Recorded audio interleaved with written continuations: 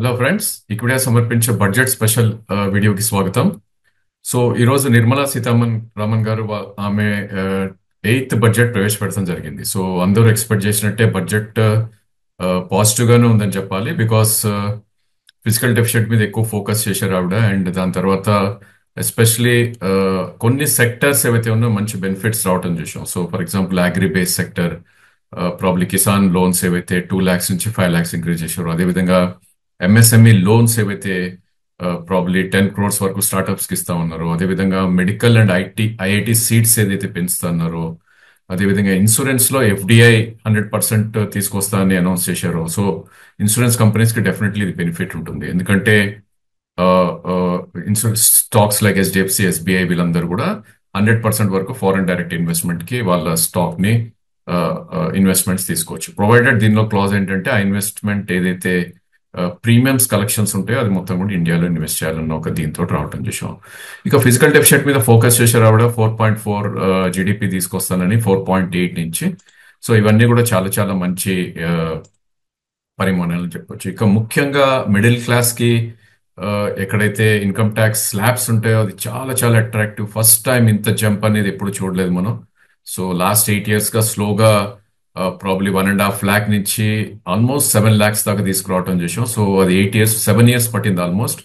So 8th year లో ఏకంగా 7 lakhs నుంచి 12 lakhs వరకు no tax, nil tax regime దాకా తీసుకొచ్చేయటం చేసాం. సో ఇది చాలా చాలా beneficial for middle class. And probably money ఏదైతే ట్యాక్స్ పేర్ దగ్గరకు వస్తుందో అది straight away per head 5 lakhs nil tax increase అవుతుంది. కాబట్టి అది డెఫినెట్లీ సిస్టంలోకి మనీ వచ్చే ఛాన్సెస్ ఉంది. సో అది క్లియర్ గా మనకి రిఫ్లెక్ట్ అవుతుంది చూస్తున్నాం. FMCG names, maybe auto names, ఎక్కడైతే middle and upper middle class వాళ్ళు ఇన్వెస్ట్ చేస్తారో ఆ స్టాక్స్ అన్ని కూడా ఈరోజు పెరగటం చేసాం.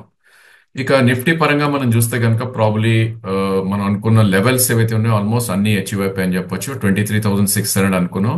సో ఆల్మోస్ట్ ఈరోజు 23,632 దాకా కూడా నిఫ్టీ రావటం చేసాం. So as we talk Nifty 25,500 దగ్గర ట్రేడ్ అవుతుంది, అరౌండ్ 12:30 ఈ రోజు. సో ఇది ఎంతవరకు సస్టైన్ అవుతుంది, end of the day budget కి ఎలా రియాక్ట్ అవుతుంది అనేది ఇట్స్ ఎ బిగ్ క్వశ్చన్. ఎందుకంటే budget it's only A reaction of budget అని అంటాం. ఎందుకంటే ఇట్స్ ఓన్లీ ఇంపల్సివ్ యాక్షన్స్ ఉంటాయి ట్రేడర్స్ కానీ ఇన్వెస్టర్స్ కానీ. సో ఫైన్ ప్రింట్ వచ్చాక బడ్జెట్ లో మళ్ళీ ఏం చేంజెస్ ఉన్నాయో దాన్ని బట్టి ప్రాబ్లీ ఐ థింక్ మార్కెట్స్ అనేది బిహేవ్ చేస్తాయి. ఏదైనప్పటికీ market is a very very fast discounting animal కాబట్టి మనందరికి తెలిసిందే. సో ఈ రోజు కూడా వోలటాలిటీ చూస్తే కనుక ఆల్మోస్ట్ 300 points వోలటాలిటీ ఉంది టాప్ నుంచి బాటమ్ వరకు. So highest 23,632 and lowest 23,363. So ప్రతి బడ్జెట్ లో రోజు లాగానే అరౌండ్ 1.5-2% ఏదైతే యాక్షన్ ఉంటుందో అది ఈ రోజు కూడా మనకి జరిగిపోవటం చూసాం 12:30కి, అంటే విత్ ఇన్ 2.5 hours లోనే. సో గోయింగ్ ఫార్వర్డ్ ఎలా ఉంటుంది మనం క్లోజింగ్ రిపోర్ట్ లో డెఫినెట్లీ చర్చిద్దాం. ఇక బ్యాంక్ నిఫ్టీ విషయానికి వస్తే కనుక సిమిలర్ ప్యాటర్న్ మనకి చూసాం. సో 50,218 ఏదైతే 200 మూవింగ్ యావరేజ్ అనుకున్నాం, టచ్ అండ్ గో టైప్స్, అంటే ఒక 200 points పక్కన పెడితే కనుక ఈరోజు 50,000 క్రాస్ అవటం చేసాం. యాజ్ వి టాక్ 49,500 దగ్గర ఇప్పుడు ట్రేడ్ అవుతుంది. సో ప్రాబ్లీ ఈరోజు లో చూస్తే కనుక 49,280 యాజ్ ఆఫ్ నౌ.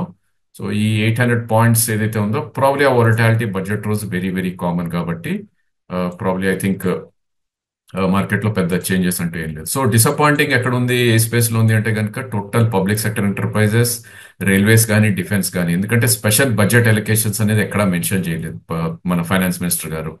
సో అవన్నీ కూడా పాజిటివ్ గా ట్రేడ్ అయిన విఈఎల్ లాంటి స్టాక్స్ ఆల్మోస్ట్ 4-5% ప్లస్ లో ఉన్నవన్నీ కూడా నెగిటివ్ గా ట్రేడ్ అవుతున్నాయి. Similarly railway stocks like RBNL కానీ రైల్టెల్ కానీ ఇవన్నీ కూడా +8% ఇంట్రాడే లో ఉన్నాయి. ఇప్పుడు యాజ్ ఆఫ్ నో -2% దగ్గర ట్రేడ్ అవుతున్నాం. అదేవిధంగా probably other names like infrastructure push అనేది ఎక్కువ అనౌన్స్ చేయలేదు. ఎల్ఎన్టీ ఒక 2% డౌన్ లో ట్రేడ్ అవుతుంది. ఇక ఫార్మాలో కూడా టింకరింగ్ చేశారు. వాళ్ళకి ఏదైతే 36 ఎసెన్షియల్ గూడ్స్ ఏవైతే ఎసెన్షియల్ డ్రగ్స్ ఏవైతే ఉన్నాయో వాటికి ఎక్స్పోర్ట్ డ్యూటీ మినహాయించారన్న వార్త రావడంతో కొంచెం ఫార్మాలో సెల్లింగ్ రావడం చేసాం, సిప్లా లాంటి స్టాక్స్. ఇక పబ్లిక్ సెక్టర్ ఇప్పుడే చెప్పినట్టు బీఈఎల్ కానీ బీపీసీఎల్, కోల్ ఇండియా, ఓఎన్జీసీ ఇవన్నీ కూడా యాజ్ ఆఫ్ నో నెగిటివ్ గా ట్రేడ్ అవుతున్నాయి నిఫ్టీ కాంపోనెంట్స్ లో. ఇక పాజిటివ్ గా ట్రేడ్ అయిన వాటిల్లో మనం డెఫినెట్లీ చూస్తే కనుక క్లియర్ విన్నర్స్ ఎఫ్ఎంసీజీ, దాని తర్వాత ఆటో నేమ్స్ అని చెప్పొచ్చు. సో ఆల్మోస్ట్ ట్రెండ్ అబౌట్ 5% అప్లో ట్రేడ్ అయింది. ఐటీసీ అబౌట్ 5% అప్లో ట్రేడ్ అవుతుంది చూస్తున్నాం. అదేవిధంగా కన్స్యూమర్ నేమ్స్ ఏవైతే ఆటో నేమ్స్ ఉన్నాయో probably of course auto names పెరగటానికి కారణం మేబీ ఈ మంత్ అండ్ సేల్స్ కూడా నెంబర్స్ రావటం. సో మారుతి 5% పైన ట్రేడ్ అవటం చూస్తున్నాం. అదేవిధంగా other names like Eicher Motors, M&M ఇవన్నీ కూడా చాలా హైలో ట్రేడ్ అవటం చూస్తున్నాం. ఇక లైఫ్ ఇన్సూరెన్స్ కంపెనీస్ ఏవైతే ఉన్నాయో అది కొద్దిగా ఫిజిల్ అవుట్ అయిపోవడం చూసాం టాప్ నుంచి. Because after the event sell on rallies టైపే మార్కెట్ మనకి బిహేవ్ చేస్తుంది కాబట్టి. సో ఓవరాల్ గా బ్యాంక్ నిఫ్టీ కాంపోనెంట్స్ లోకి మనం వెళ్ళి చూస్తే కనుక ప్రాబ్లీ కొన్ని నేమ్స్ లైక్ ఇండస్ ఇండ్ బ్యాంకే కొద్దిగా పాజిటివ్ గా ట్రేడ్ అవుతుంది. That's only because of pure results reaction నిన్న ఏదైతే అనౌన్స్ చేసిందో 2%. మిగతాది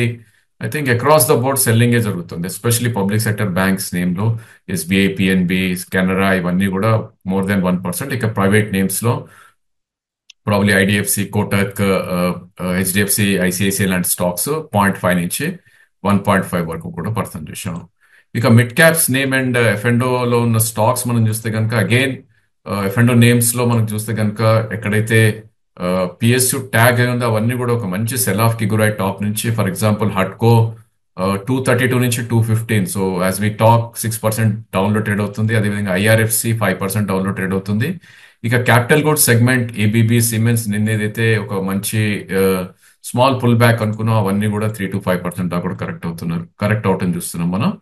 ఇక HAL ఆల్మోస్ట్ టాప్ నుంచి 4050 నుంచి 3800 దాకా రావటం. PFC బ్యాంకింగ్ వీక్ ఉన్నాయి కాబట్టి శ్రీరామ్ లాంటి స్టాక్స్. సో ఎక్కడ గెయిన్ ఉంది అంటే కనుక అగైన్ FMCG నేమ్స్ ఏ మనం చెప్పుకోవాలి. సో డాబర్ లాంటి స్టాక్స్ ప్రాబ్లీ కొన్ని షార్ట్ కవరింగ్ వల్ల మేబీ రియల్ ఎస్టేట్ లో కూడా కొద్దిగా బెనిఫిట్స్ ఇవ్వడంతో బడ్జెట్ లో ఐ థింక్ ప్రెస్టేజ్ లాంటి స్టాక్స్ కొద్దిగా పాజిటివ్ గా ట్రేడ్ అయ్యాయి. సో ఇంతకుముందు ఒక్క హౌస్ కే ప్రాబ్లీ ఎగ్జంప్షన్ అనేది ఉంది.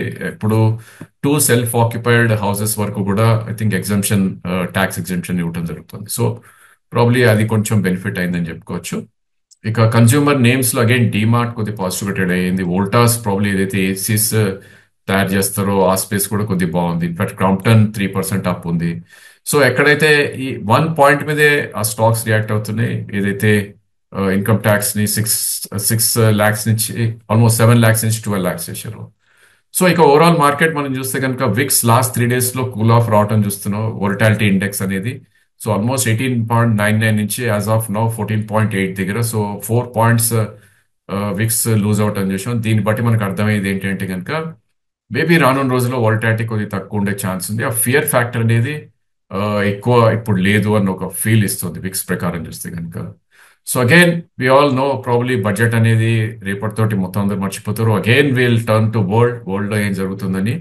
సో మనం గుర్తుంచుకోవాల్సింది ఏంటంటే డావ్ నిన్న 350-400 పాయింట్స్ పడింది అండ్ ఈ రోజు మన మార్కెట్ ఓన్లీ బడ్జెట్ కోసమే ట్రేడ్ అవుతుంది. ఇవన్నీ కూడా probably we don't know where it fetches. But overall market pattern అయితే ఐ థింక్ రేంజ్ మౌంట్ అనే చెప్పాలి. సో 22,800 నుంచి 23,800 మధ్యలోనే higher and of the range లో అమ్ముతేనే ఇట్స్ ఎ గుడ్ ఐడియా అని మా ఉద్దేశం. అండ్ డేటా మనం చూస్తే కనుక FIs కూడా definitely they are covering the short position. So అది మనకి క్లియర్లీ ఇండికేట్ అవుతుంది ప్రైస్ మూవ్మెంట్స్ లో. సో ఈ 1000 పాయింట్స్ ఏదైతే అప్ మూవ్ వచ్చిందో ఆల్మోస్ట్ FIs వాళ్ళ షార్ట్స్ తగ్గించుకున్నారని చెప్పుకోవచ్చు. ఇక నెక్స్ట్ కపుల్ ఆఫ్ డేస్ లో మనకి ట్రంప్ ఏమి అనౌన్స్ చేస్తాడో, లేకపోతే RBI పాలసీ ఎలా ఉంటుంది నెక్స్ట్ వీక్ లో, దాని తర్వాత again Delhi elections February 6th or maybe February 8th రోజు ఉన్నాయి. ఇవన్నీ కూడా మార్కెట్ చూస్తూ ఉంటుంది కాబట్టి మనం చాలా చాలా అప్రమత్తంగా ఉండాల్సిన టైం ఇది. సో ఐ థింక్ బడ్జెట్ అయిపోయింది కదా అని రెక్లెస్ గా ఏ స్టాక్ పడితే ఆ స్టాక్ ఇన్ఫాక్ట్ ఈ FMCG నేమ్స్ లో కూడా ప్రాబ్లీ ఫిజిల్ అవుట్ అయిపోయే ఛాన్సెస్ కూడా చాలా ఎక్కువ ఉంటాయి. బికాస్ ఈవెంట్ బేస్డ్ ఎవరైతే బై చేస్తారో నెక్స్ట్ లెగ్ ఆఫ్ సెల్లింగ్ కూడా వచ్చే ఛాన్సెస్ ఉంటుంది కదా. మనం we should go only by prices and probably price levels ని బట్టే we should have. And definitely profit booking అనేది 23,800 దగ్గర చేసుకోమని సజెషన్. అండ్ 23,000 ఆ లెవెల్ వస్తే కనుక అక్కడ నుంచి 200 పాయింట్స్ స్టాప్ లాస్ కాబట్టి అక్కడ బయింగ్ అనేది అటెంప్ట్ చేసే ప్రయత్నం చేయొచ్చు. So thank you for watching this budget special video. And end of the day వీడియోతో మళ్ళీ ఈవినింగ్ కలుద్దాం. Thanks for watching.